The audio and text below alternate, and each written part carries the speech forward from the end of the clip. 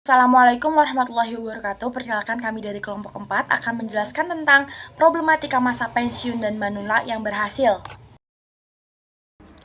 Kelompok 4 di sini akan menjelaskan masalah yang dihadapi pada masa pensiun, persiapan menjelang masa pensiun, kegiatan positif pada masa pensiun, faktor-faktor yang mempengaruhi usia lanjut berhasil, kepribadian, kepuasan hidup dan kebahagiaan, dan menghadapi kematian yang husnul khotimah. Persiapan menjelang masa pensiun. Menjelang masa pensiun ini membutuhkan banyak dukungan sosial dari lingkungan dalam membantu persiapan masa pensiun yang terencana dan terhindarkan dari konflik.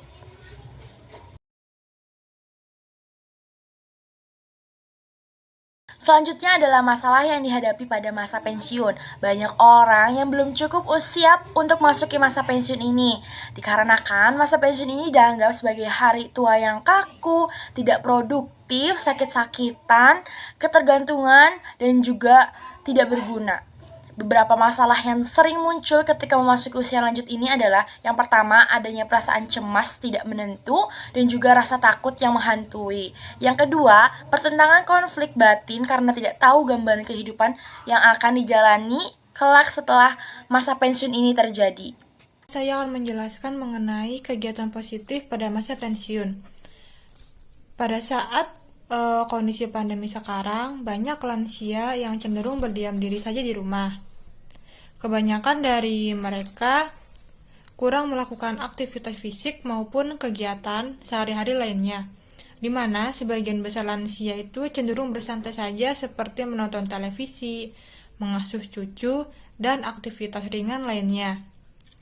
Memang sudah seharusnya para lansia itu tidak melakukan aktivitas yang menguras tenaga, tetapi kurang beraktivitas justru tidak baik bagi mereka. Kurangnya aktivitas fisik bisa membuat mereka lelah dengan sendirinya akibat kekosongan dan mungkin juga rasa bosan dan stres. Untuk mengatasi perasaan tersebut, setidaknya ada beberapa kegiatan positif yang bisa dilakukan pada masa pensiun. Di antaranya yaitu berolahraga yang dilakukan secara kontinu. Hal tersebut mampu untuk menjaga dan meningkatkan kesehatan lansia dan juga mempunyai pengaruh positif terhadap kebugaran jasmani pada lansia. Yang kedua, ada menekuni hobi atau melakukan hobi baru untuk dilakukan, karena mereka dapat berkumpul bersama orang seusianya dan melakukan aktivitas yang disukainya secara bersama-sama dan juga secara kreatif dan inovatif. Yang ketiga, ada menghabiskan waktu bersama keluarga, sehingga mereka itu dapat berbagi cerita, berbagi minat, berbagi perhatian dengan orang yang mereka sayangi. Poin selanjutnya yaitu ada faktor-faktor yang mempengaruhi usia lanjut berhasil.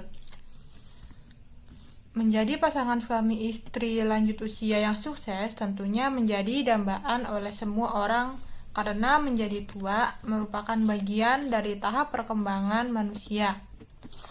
Banyak faktor yang mempengaruhi lansia yang berhasil melewati fase-fase terberatnya.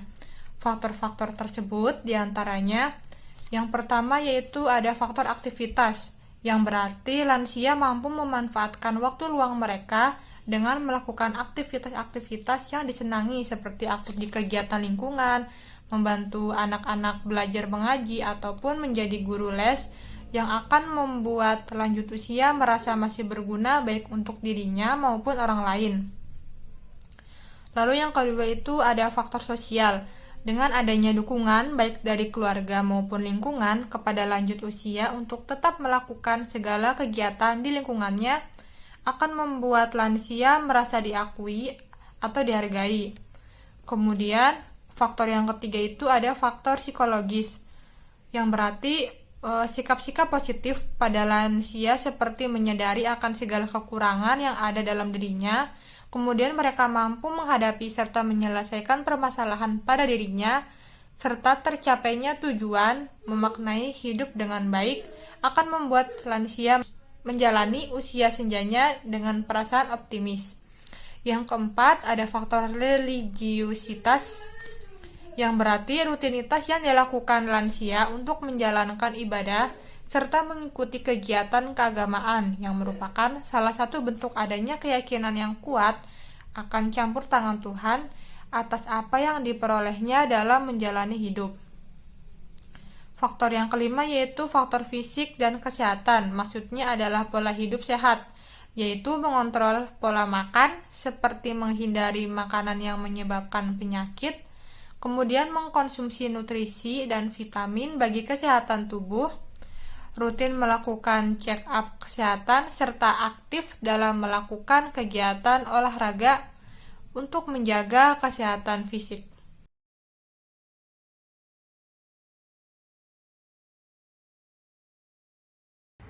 Kepribadian, kepuasan hidup, dan kebahagiaan.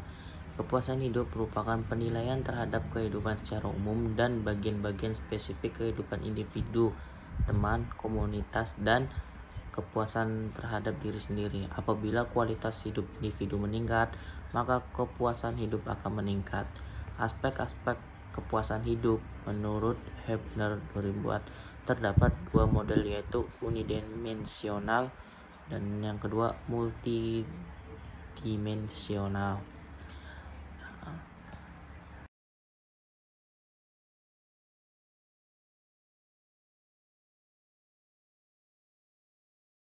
Faktor yang mempengaruhi kepuasan hidup, yang pertama hubungan sosial, masyarakat, pekerjaan dan pendapatan yang memuaskan, kesehatan dan panjang umur, kemudian kebermanfaatan individu secara menghadapi kematian yang husnul khotimah.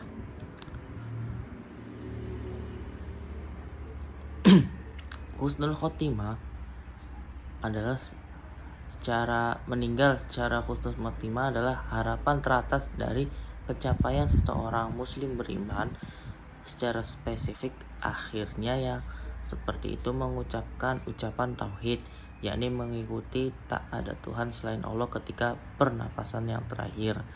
Kemudian terdapat tiga bentuk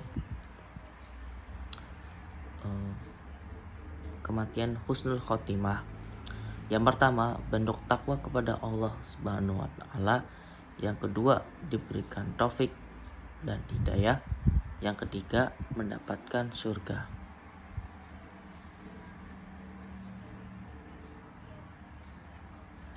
Berikut penjelasan dari kelompok kami.